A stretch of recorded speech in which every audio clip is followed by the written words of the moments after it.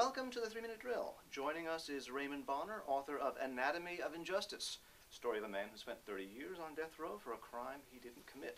We'll be using the official timepiece of the 3-Minute Drill, a Jordache wristwatch, which will go to Mr. Bonner after he's answered a few questions in 3 minutes. And we will keep time. Welcome. Welcome, thank you. So there are a lot of outrages in this world. Why this outrage? As you just said, a man spent 30 years in prison, 28 on death row for a crime he didn't commit.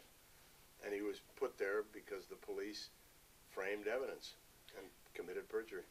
Now, this is something that happened 30 years ago in South Carolina.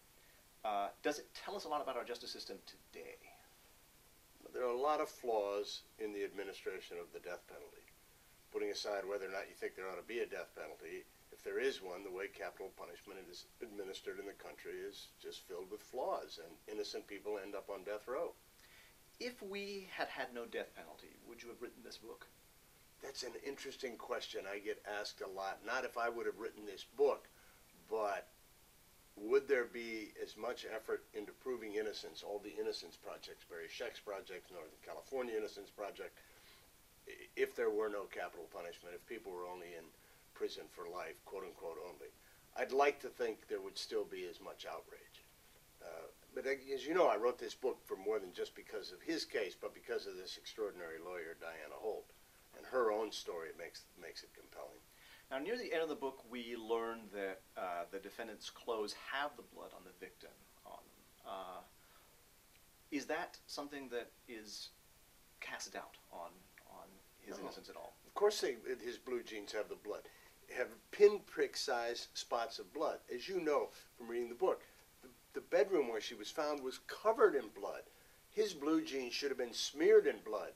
They weren't. They were just pinprick-sized. His blue jeans, when they were kept in the evidence locker, the police evidence locker, were never in a sealed container, and they were taken out of the evidence locker by a police officer who was not even working on the case. It's almost certain that that blood was planted.